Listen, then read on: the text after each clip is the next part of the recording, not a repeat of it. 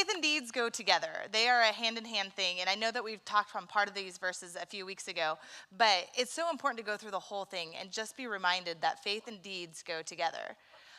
So as Lupina said, I'm Carly. I learned a few weeks ago that not everyone knows who I am or knows what I'm doing here, so I'm going to just tell you a little bit about myself. I am your youth director. I've been here for almost 2.5 years now, and that's why I thought it was so funny when someone said, "Oh, we should get the youth involved," as I was sitting there going, I can help with that. And then I thought, I don't think you know who I am. So I think it's important that I introduce myself and tell you about my two passions. And my two passions are youth and missions. And I find it so important that we put these together, that the youth are out serving and learning how to serve, and that we as a congregation are serving. And so I was really honored to be asked to speak today and to talk about this thing that I'm so passionate about. So as I was thinking about it, really the question that came to mind was, where are you serving?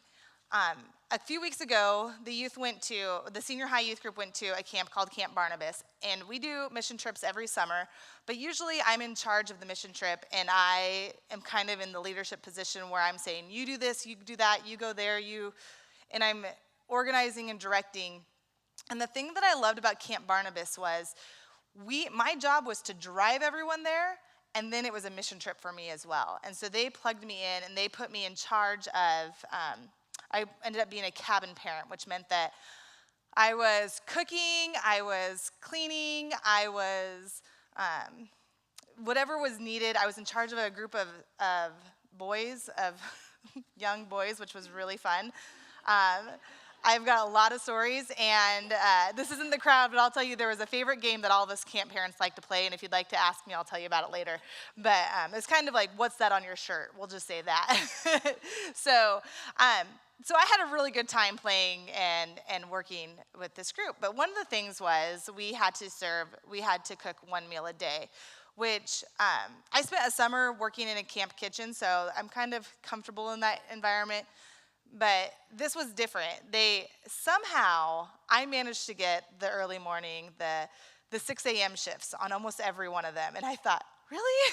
6 a.m.? I'm not a morning person. Well, as it turns out, I am. And so the very first morning we were there, I was working with this girl who I didn't know yet. Her name was Amber. And she got the great job of drizzling all the frosting on cinnamon rolls. I mean, that is a great job. I got the job of making eggs in this giant vat of, I don't even know how to explain it. It is just this huge thing. I called it the tipper of eggs. And so I just spent the morning stirring and cleaning. And I will tell you that was probably the grossest job I had. And also my favorite job, because as I was stirring the eggs, I'm watching her drizzle the frosting. And we started talking, and what's really fun is that I'm taking a class right now about how to build my volunteer base and how to work on encouraging volunteers. And so we started talking about that, and she said, well, have you ever just asked people where they're serving? I was like, what? What do you mean by that? She goes, that's how I introduce myself. I say, my name's Amber. Where are you serving? My name's not Amber, but, and I thought, well, that's just a great idea, because as we started talking about it, everybody in the church should be serving somewhere. And so this was her way of asking, well, where are you serving? Because if you're not, let me plug you in, but it's not a way of saying, okay, I need this and I need you to do this, and you're going, I can do it, but I don't really want to. Instead of it's a way of asking, where are you being called to serve? Where is your spot, your passion, and how do we plug you in? And so I thought this was such a neat thing that she said. And the more that I thought about it, I thought about when we have new members join the church. You see this beautiful bulletin. I'm going to refer to it a few times today because I realized just about everything in this message comes from this bulletin. And number one is when we have people join the church, we ask them to faithfully participate through prayers, presence, gifts, service, and witness in connection with a local congregation. That's the actual Methodist thing, but that says it right here too. That when you joined the church, you said that you would participate with prayers. Are you praying for the church? Are you praying for the congregation? Are you praying for your pastors? You said you're going to participate with presence. You're clearly doing that. Good job. Gifts and service. So my question today is to ask you, where are you serving? It's really easy to come in and to sit down and to listen on one day a week, but where are you serving? Where are you going out and taking that? Because we're not meant to keep it all to ourselves. We're meant to go and to reach the community, to reach other parts of this congregation. So I would like to invite a few friends to share about where they're serving and to kind of tell you about what we've been doing this summer with the youth group. And my first guest is Avery Weaver, and you're right there. And she was working at City Camp with us, and she's going to share with you her story.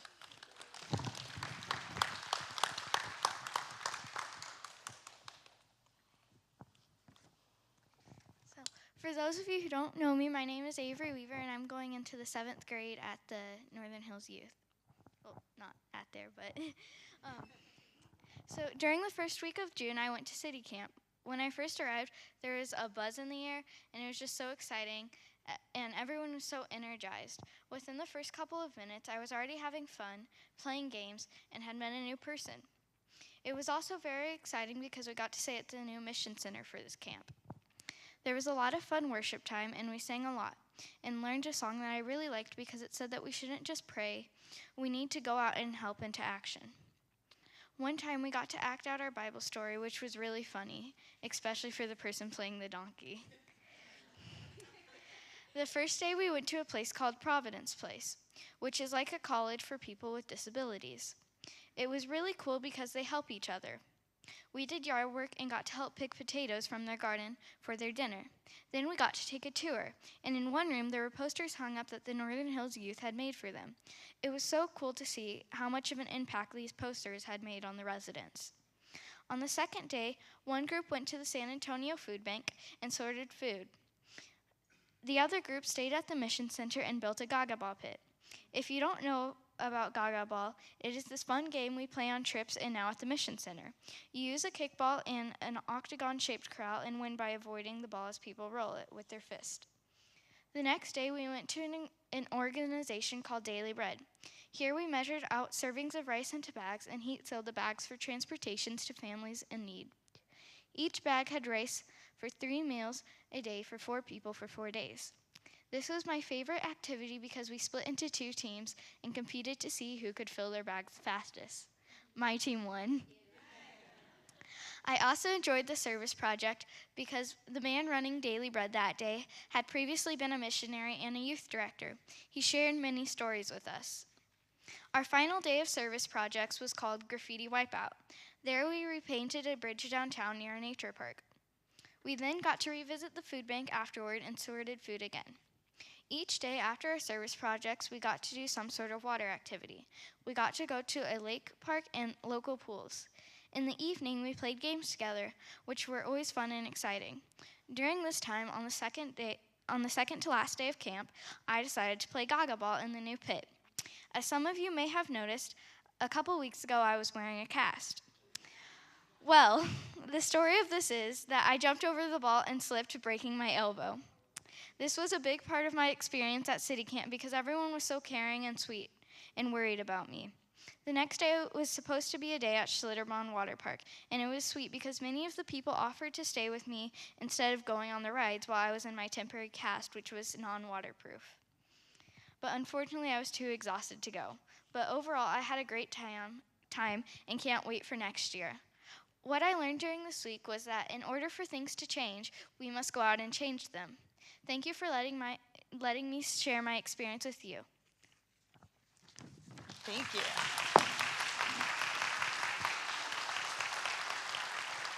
Now I'd like to invite Sasha to come and share about Camp Barnabas and the senior high mission trip. Hi, everyone. So, like Carly said, I got to go to Barnabas this year, which was I thought was going to be really interesting, but it turned out to be one of the best experiences I've ever had. I'm actually just going to set this down. Sorry. But, so, you wouldn't guess, but I'm more of a rough and tumble kind of person. I like carpentry work. I like getting my hands dirty. I like being able to have a finished product to be able to show people. And so previously when we would go on mission trips, we would go to UMC, which was carpentry work, wheelchair ramps, painting houses. It was a lot of fun, and it was something that I really enjoyed. But we also didn't really get to have connections with a lot of our clients that we got to help. And I was okay with that. I like to help people. I like to be in the background. I like to say, here you go, have this thing, and I'm just gonna stay back here. And so when Carly said we're going to Barnabas, I was nervous, to say the least. I definitely wanted to go. It's always my favorite thing to do mission trips every summer, but knowing that I was not going to be able to just stay in the background and say, you know, someone else have the limelight, someone else take this, and I had to have human interaction and social interaction. So that definitely was something that I was praying about a lot. It was something that I was thinking about a lot, and we got there, and it was all these people, and they were all at the driveway and, you know, ready to greet us, and I'm like, oh my gosh, these people are so extroverted. Help me. And, you know, it was a little overwhelming at first, and just to see how excited people could be about this camp. I've never experienced that excitement about another camp before, but we got to have our first day. We did our trainings. I was feeling a little more comfortable, got to meet some people, got to pick out, we got some information cards about our campers, which we would be assigned to a camper all week long, and we would be their friend, we would be their buddy. Wherever they went, we went. If they needed help, we helped them. And so it was going to be a lot of making sure that they were taken care of before we were. And I picked a girl named Katie, and she, from what I was reading, she seemed like really fun, but kind of, you know, introverted and not necessarily very social.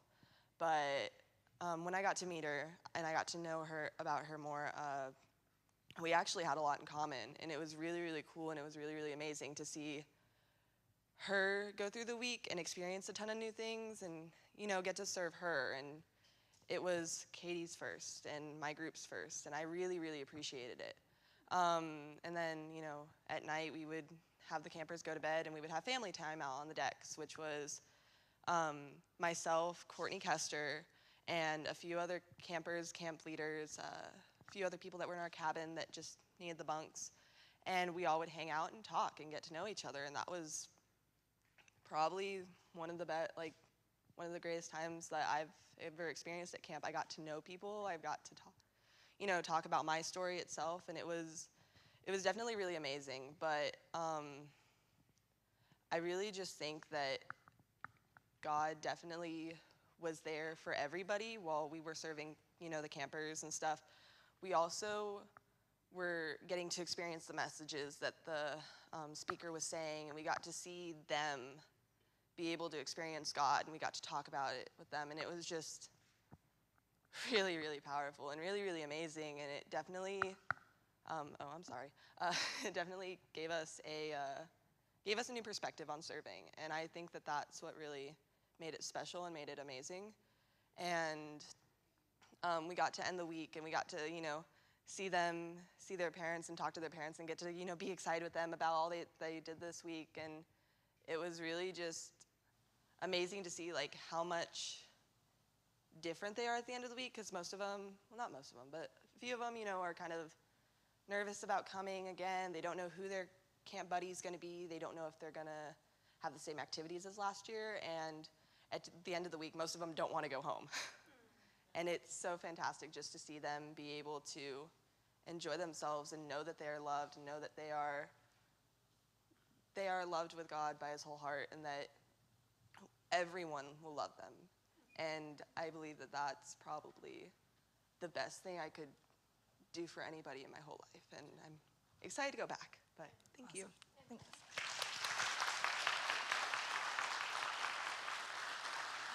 So you hear from the youth about how they're taking their opportunities to serve, and I understand that a lot of it is trips, but one thing that we talk about here also is how can we serve in our church? How can we serve in this congregation?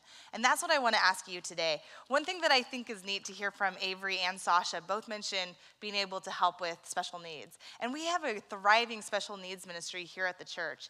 And so where are you serving? Is that something that you'd be interested in? We actually already had one of our middle schoolers ask if they could start helping with that rather than go to Camp Barnabas, because they felt the need was more important here. Again, I'm going to reference your program or your bulletin because there are so many places in this church that you can serve. Do you love kids? Because we are looking for people to help with the Ministry Center VBS. Do you love adults and love education? We're looking for people to help with ESL. Do you love seeing the hungry fed? We need help in the food bank. There are so many opportunities in this church, if you'll look around, to serve. And again, when you joined this church, you made that commitment to serve. So where are you serving? I encourage everyone here to go home and pray about that. What is that going to look like for you? For me, it was joining Team World Vision. And this is a picture of our team last year, just a piece of our team. There were more, but at 5 in the morning, it's hard to get everyone together. And for me, this was my passion. It was, how do I serve locally in my church, in my community, while impacting the world? And so Team World Vision is impacting the world. We're running for water. We're running to bring clean water. But for me, it was a way of also finding community within my congregation and within my city. And I have loved being a part of this. I was able to be the team captain, not as a staff member, but this was my area to serve, my place to volunteer. I found that I love finding places to volunteer where I can be not Carly, the youth director, but that I can be Carly. And so my question again for you is, where are you serving? As the body is without the spirit is dead, so faith without deeds is dead. So sometimes saying yes to serving is hard, but it's a scary thing, but it's what we're called to do. And so as I was preparing for this, I came across a slide that said, fear has 2 meanings. Forget everything and run. Because I'm scared to serve, please don't ask me to be a part of the youth ministry. Please don't ask me to teach VBS or be with children. Forget everything and run. Or face everything and rise. You know what? I don't know a lot about youth ministry, and teenagers kind of scare me, but what they're doing sounds pretty cool. I want to join in on that. We've had a few people that have helped us this year because we've been making sacks of kindness to hand out to the homeless. And so there's some couples from the church that have called us saying, can we help? And it's been great for the youth to get to know them, and it's been great for them to get to know the youth. But again, it's because they faced everything and rise. The choice is yours. How are you serving? Where are you going to plug in from here? So at this point, I really just want to encourage you guys to pray about, where are you being called to serve? To put your faith and deeds hand in hand, to put them together. Whether it's here in this congregation, here in the church, here with the ministry center, or if it's somewhere outside into the community. And with that, maybe you invite people to join you. That maybe a group of us go to the food bank once a week. Whatever it is, where are you serving? Pray about that, because I know your lives are busy. All of our lives are busy. But we're being called to serve. So listen to that call. At this point, I want to invite my friend Alex to come up and share a little bit more about Team World Vision with you.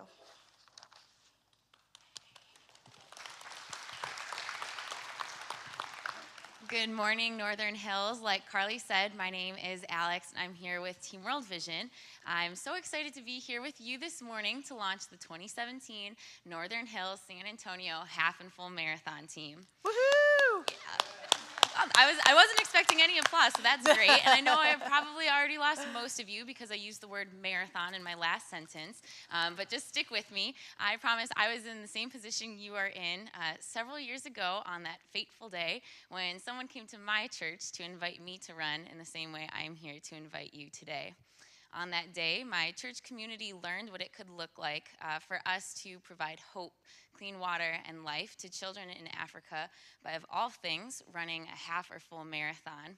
I listened to the heartbreaking statistic that painted the reality for many in Africa lacking access to clean water and sanitation, learning that on average, women and children in the developing world will walk about 4 miles a day in potentially unsafe conditions to retrieve what might not even be clean water.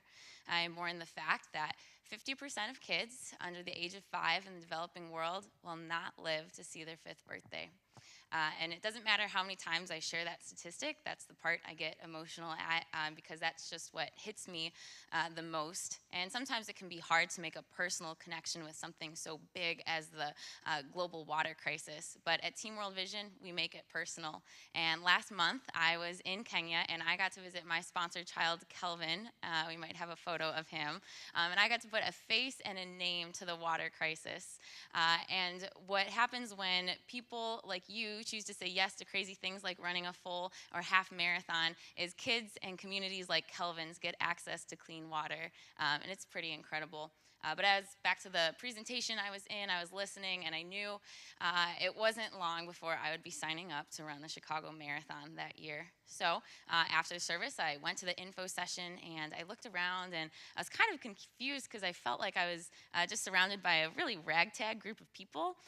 There's everyone from thick to thin, lazy to overcommitted, athletic to couch potato. And I was kind of concerned. I didn't really know how we were supposed to run the marathon together, but I was like, okay, we'll see how it goes. And what happened next was even crazier. Throughout our season, I saw the Lord take this group of misfits and turn us into a family. Time and time again, I was able to witness the Lord's faithfulness in the ways we were able to love on and encourage one another. And every time I looked at our team, I was still just kind of like, shocked because we were not a group of runners at all. And that's who Team World Vision is. 80% of our team have never run before. We have a couch to finish line training program that will get you exactly where you need to be with the people you need by your side. And so while I will not tell you that running a full or half marathon is easy, I will tell you that when you are running for water and for life, it's worth it. So here's the deal. Today, after service, we're going to host a 10-minute information session right over here, and I want you to join me. By coming to this meeting, you're not signing your life away. You're just saying yes to getting more information about what it would look like to run with us this season. In just a moment, we're going to roll a quick video, and as you watch this video, I want you to pay attention to two voices you might be hearing. One is a voice of possibility, and it's probably going to be pretty shy and quiet, and it might sound like, yeah, I think you could do this. I think you should do this. The other one is a voice of fear, and it's more obnoxious, and it's probably going to be like, nuh-uh, just head straight for the door. Don't even watch this. Don't even think about it. She's crazy up there. Do not listen to her. And some of you might be thinking that and thinking like, well, yeah, Alex, but you're young, and like you can do that sort of stuff. I'm too old. I'm too big. I'm too busy. I'm too this. I'm too that. And I'm here to tell you, you're not too much of anything. You can do this, and this is a place for you. And this is an opportunity we have to step through fear together and experience the life change God has in store for us and the kids we're running for. So this morning, I invite you to do something a little bit bold and crazy, and I invite you to say yes.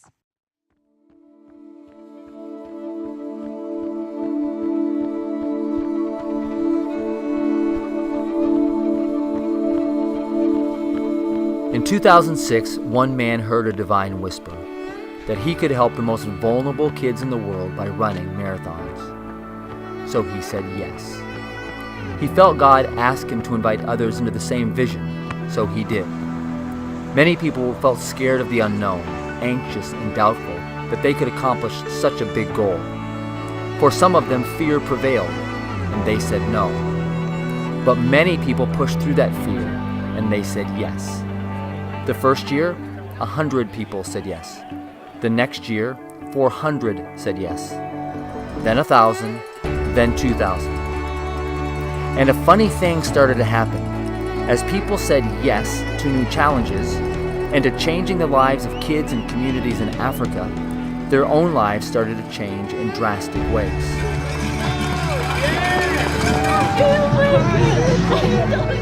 I started this year. This is my first year. I have only been out of a wheelchair for 2 years now. In the beginning, I was like, my knees, I got too much weight, hold on. But I stuck with it. When I first was introduced to Team World Vision, I was a smoker, and I knew I needed to quit. But that instantly was in my mind like, oh, I can't do it. But I did know that I wanted to prove to myself that I could do something athletic, because I was always told that I'd never be good at anything that's athletic. So when I heard about World Vision, I was like, hey, why not give it a try? And plus the goal of like bringing clean water, that's beautiful. So I was like, this is something I really want to do. And I just went all in. I thought, I'm 55, why not? Bev did it at 60, I'll do it at 55. We really did a lot of training, just the two of us, and it was such a bonding moment of that time when your strength is faltering and the person next to you carries you through it. Well, I've lost 75 pounds through this, which is, my doctor is ecstatic. I used to do world missions back in my 20s, a lot of relief mission work overseas, and then got in my 30s and kind of fell away from the Lord, fell away from that, fell away from the commitment and thinking about people overseas, and this has really brought me back, helped me recommit my life to the Lord, but also to those less fortunate. So it's been very good for me. And I couldn't imagine my 7-year-old having to go run and get water for our family. So that what keeps me motivated and focused. I plan on running a marathon every single year until I die. Wow. We'll see how that happens or how that goes. Over the last 10 years, over 25,000 people have joined Team World Vision, and they just keep saying that magic word, yes. Every one of those yeses also represents kids in Africa who get to say yes to life, yes to health, yes to an education, yes to hope. Hundreds of thousands of kids. When we continually saying yes to the whisper, we say yes to personal transformation and yes to hope and life for kids. Every movement, every revival, every revolution in the history of mankind has begun because someone said yes. They are yes people. We are yes people. You are one too. As long as there are children in this world without clean water, we will continue saying yes.